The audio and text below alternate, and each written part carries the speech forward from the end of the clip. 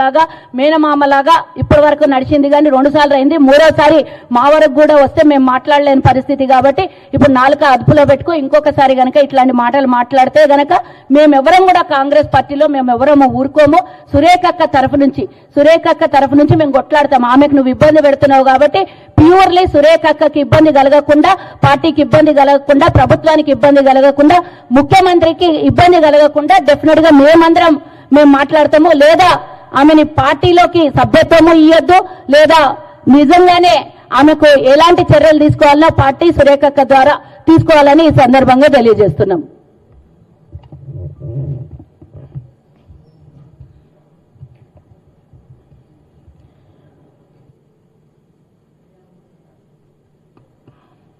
Media మిత్రులందరికీ నమస్కారం.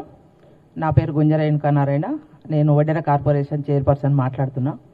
ఈ మధ్యకాలంలో మనం చూసినట్టయితే కొన్ని పత్రికలు, కొన్ని మీడియా ఛానళ్ళు మాత్రం కాంగ్రెస్ పార్టీ చేస్తున్న దాన్ని ఓర్వలేక, మా సీఎం గారు రేవంత్ రెడ్డి గారు చేస్తున్న అభివృద్ధిని చూసి ఓర్వలేక కొంత ఏదన్నా చిన్న ఎలిగేషన్ రాగానే యూట్యూబ్లల్లా, సోషల్ మీడియాలల్లా పదే చూయించిందే 10 సార్లు చూయిస్తూ ఉన్నారు.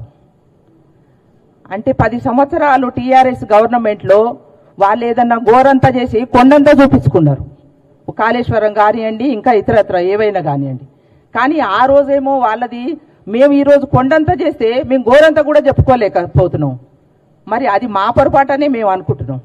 ఎందుకంటే రేవంత్ అన్న 18 గంటలు పనిచేస్తా ఇప్పటి వరకు కేసీఆర్ 10 సంవత్సరాలలో ఎన్నడూ కూడా ఒక వారానికి ఒక ప్రెస్ మీట్ కూడా పెట్టకపోయేది, ఒక్క పబ్లిక్ మీటింగ్ పెట్టకపోయేది, ఏదీ చేయకపోయేది.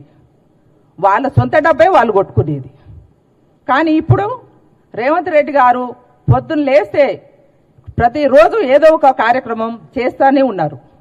అది మీకు తెలుసు, మాకు తెలుసు. కానీ మా పార్టీలో ఉన్నోళ్ళే కొంతమంది, మరి ఆమె ఈరోజు మనం మాట్లాడాలనుకుంటే సుష్మితా పటేల్, ఆమె ఇంకా పటేల్ పటవారి వ్యవస్థ ఇంకా అట్లా కొనసాగుతుందన్న ఆమె ఊహల్లో ఉన్నట్టుంది అనిపిస్తుంది ఆమె మాటలు చూస్తుంటే. అమ్మ, నువ్వు కొండ అనేది ఒకటి పక్కన పెట్టుకుంటే కనీసం నువ్వు సొంతంగా వార్డు నెంబర్ గెలిచి ఈరోజు వచ్చి సీఎం గారు జెడ్పీటీసీ కాంచి మొదలు పెట్టుకుంటే ఎమ్మెల్సీ, తర్వాత MP, Congress party working president చేసి మళ్ళీ తర్వాత పీసీసీ కూడా అయ్యి ఈరోజు ముఖ్యమంత్రి అయ్యారు. వారి స్థాయి ఏడా, నీ స్థాయి ఏడమ్మా? ఏం మాట్లాడుతున్నావు తల్లి? నువ్వు ఊరు మీద వదిలిపెట్టిన ఆంబోతులాగా సిగాలు ఊగుతున్నావు తల్లి. మైకుల ముందల విజిల్ వేస్తా ఉంటుంటే హుషారు వచ్చి ఏదేదో మాట్లాడుతున్నావు. ఇంకోసారి నీ నోట్లకి వెళ్ళి ఒక్క మాట వచ్చిన కర్రు కాల్చి నాలుక మీద వాత పెట్టకపోతే మేము ఈడ ఉన్న ఆడవాళ్ళందరూ ఖబర్దార్ బిడ్డ. ఇన్ని రోజులు ఒక్కసారి మాట్లాడినావు నువ్వు. పోనీలే అని మా అక్క బిడ్డవు కదా, మా అన్న బిడ్డవు కదా అని ఊకున్నావు. ఇంకోసారి నీ నోట్లకి వెళ్ళి ఆ మాట వెళ్ళిందనుకో, నువ్వు ఏడ ఉన్నా నిన్ను పట్టుకొని మేము కర్రు కాల్చి వాత పెట్టకపోతే నువ్వు చూడు మరి ఇంకోసారి.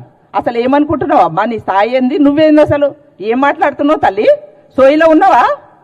ఏ మతిలో ఉండి మాట్లాడుతున్నావు నువ్వు? అసలు రేవంత్ రెడ్డి గారి నుంచి ఏకవచనం పెట్టి మాట్లాడతావు. మాకు ఏమన్నట్టు బీసీ కార్డు ముందలేసుకుంటావు. అమ్మ, నేను బీసీ తల్లి, నేను వడ్డెర బిడ్డని.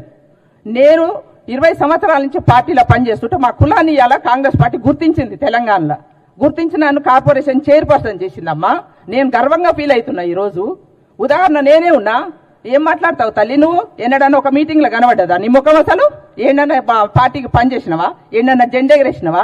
ఏం మాట్లాడుతున్నావు అమ్మా నువ్వు? నీకు నోటుకొస్తే ఏదొస్తే అది మాట్లాడతావు.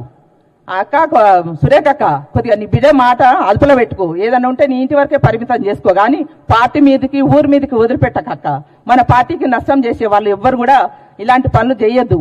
ఎందుకంటే మా పీసీసీ ప్రెసిడెంట్ గారు మంచోళ్ళు. అన్న కూడా ఎవరిని ఏమన్నాడు. రేవంత్ అన్న అయితే ఇంకా మంచోడు. ఎవరున్న ఆడపిల్లలంటే చాలా ప్రేమగా దగ్గర తీసి మాట్లాడతాడు. అది అలుసుగా చేసుకొని నువ్వు ఎట్లా పట్టితే అట్లా మాట్లాడతా, నేను మీడియాలో ముందర మాట్లాడతా. చిన్నోళ్ళని మాట్లాడితే ఆమె హైలైట్ కాదు. ఎందుకంటే ఏకంగా ముఖ్యమంత్రికే యాదవ్ పెట్టింది ఆమె. వాడినే మరే గెలవలేదు తల్లి. నువ్వు ముఖ్యమంత్రి గారి గురించి మాట్లాడే అర్హత ఉందా నీకు అసలు? అంటే నువ్వు తల్లి తండ్రి కార్డు ఉంటే నువ్వు సెకండ్ కవితమ్మ వైదాం అనుకుంటున్నావా ఇట్లా కాంగ్రెస్ పార్టీలా? నీకు అంత సీన్ లేదమ్మా. నువ్వు ఏదన్నా ఉంటే నీ తల్లిదండ్రుల దగ్గర చూసుకో, నీ కాన్స్టిట్యున్సీలో చూసుకో. నీకు 100 కోట్లు డబ్బులు ఉంటే అక్కడ ఉన్న కాన్స్టిట్యున్సీ ప్రజలకు సేవ చెయ్యి.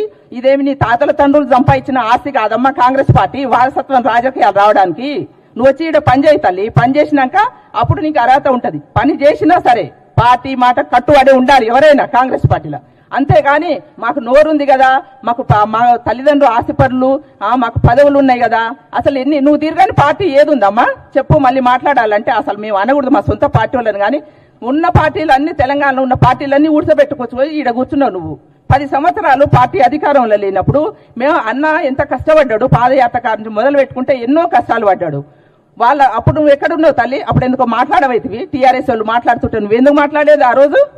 ఇవాళ అధికారంలోకి వచ్చినాక నువ్వు ఒక్కసారి ఏదో మాట్లాడినావంటే పోనీలే అని ఊకున్నారు చిన్నపిల్లని, కానీ నువ్వు ఎప్పుడూ అదే మాట్లాడుతా అంటే ఎవరు ఊకోరమ్మా. గుర్తుపెట్టుకో తల్లి, నీ ఆ స్థాయి ఏందో నీ స్థాయి తెలుసుకొనే మాట్లాడు. నువ్వు చిన్నపిల్లవు, ఇంకా నీకేం తెలియనట్టుంది రాజకీయాలంటే ఏందో. ఏదో మా అయ్యా అమ్మ మంచిగా నాకు రాజకీయాలు అప్పనంగా వచ్చినాయి, నేను చేస్తా, మా నాయనకు ఎమ్మెల్సీ ఇస్తాని ప్రమాణం చేసిండ్రు, అది ఇదని చెప్తున్నావు. రాజకీయంలో ఉన్నప్పుడు సర్దుబాట్లు ఉంటాయి, దాన్ని బట్టి మాట ఇస్తే కొన్ని మాటలు నిలబెట్టుకుంటారు, కొన్ని వెనక ముందు అవుతాయి. దానికి ఓపికతోటి చూడాలి అంతే తప్పితే ఇదేదో నీ అబ్బా ఆస్తి నీ అమ్మ ఆస్తి అనుకొని నువ్వు దానికి నాకే వస్తుంది, నేను 20 ఏళ్ళు కూడా నేను ఎమ్మెల్యే అయితే అమ్మ ఎట్లయితావు తల్లి? ఫస్ట్ వాళ్ళ కార్డు లేకుండా నీ అత్తగారు ఎవరో వాళ్ళ కార్డు ఏందో చూసుకొని నువ్వు ఫస్ట్ అక్కడ వార్డు నెంబరో లేకపోతే ఎంపీ జడ్పీటీసీ ఒక అమ్మ, తర్వాత వచ్చి అప్పుడు ఎమ్మెల్యే అవుతావని చెప్దు. కానీ ఏదో పోనీ లేని ఊకుంటారు కాంగ్రెస్ పార్టీ వాళ్ళు మంచోళ్ళు కాబట్టి. ఏదో మొగోళ్ళు అందరూ మాట్లాడుతున్నారులే, వాళ్ళని ఏమనట్లేరు, ఆడ మనిషి నేను కూడా మాట్లాడితే నన్ను కూడా ఏమనర్లే అని అనుకుంటున్నావేమో. కానీ వాళ్ళు ఏదన్నా ఉంటే పార్టీ అధిష్టానం చూసుకుంటుంది. అమ్మా నీకు మాట్లాడాలనిపిస్తే నువ్వు క్రమశిక్షణ కలిగిన కాంగ్రెస్ పార్టీ కార్యకర్తవైతే నువ్వు పోయి రేవంత్ అన్నతో మాట్లాడు, లేకపోతే ఇంకెవరితోటైనా మాట్లాడు. నువ్వు కావాలంటే నువ్వు రాహుల్ గాంధీ సోనియా గాంధీ గారి దగ్గర పోయి కూడా మాట్లాడుకో, నీకు అన్నీ తెలుసు కదా. కానీ అంతేగాని నువ్వు పార్టీ పరువు తీసే మాటలు మాట్లాడతా నువ్వేమన్నా ఈడ బ్లాక్ మెయిల్ రాజకీయాలు చేస్తా అంటే ఈడ ఎవ్వడు భయపడేటోడు లేడు. ప్రతి ఒక్కరు కాంగ్రెస్ పార్టీ కష్టపడి మేము ఈ స్థాయికి వచ్చి ఈడ కూర్చున్నావు. నీకేమక్కుందని మాట్లాడుతున్నావు నువ్వు. ఇలా నీ స్థాయి ఏందో తెలుసుకొని మాట్లాడు. ఇంకోసారి నీ నోట్లకెళ్ళి ఆ మాట వచ్చిందంటే నువ్వు ఏడ ఉన్నా మేమందరం వచ్చి నీ సంగతి చెప్తాం, గుర్తుపెట్టుకో. సురేఖక్క మీరు మాత్రం ఈ విషయంలో మేము మీ బిడ్డని అంటున్నాం అని మీరు బాధపడొద్దు. ఎందుకంటే ఆమె మైకులు విజిల్లు చూశాక మొన్న బోనాలు అవుతుంటే సిగం వచ్చి ఎట్లా ఊగుతారు అట్లా ఊక్కుంటా మాట్లాడుతుంది ఆమె. మరి ఏ సోయిలో ఉందో ఏమతిలో ఉందో మాకైతే అర్థమవుతలేదు. ఇంకోసారి పార్టీ పరంగా ఏదన్నా ఉంటే నువ్వు వచ్చి మాట్లాడు. క్రమశిక్షణ చర్యలు ప్రతి ఒక్కరు తీసుకోవాలని నేను మహేష్ అన్న గారిని కోరుతా ఉన్నాను.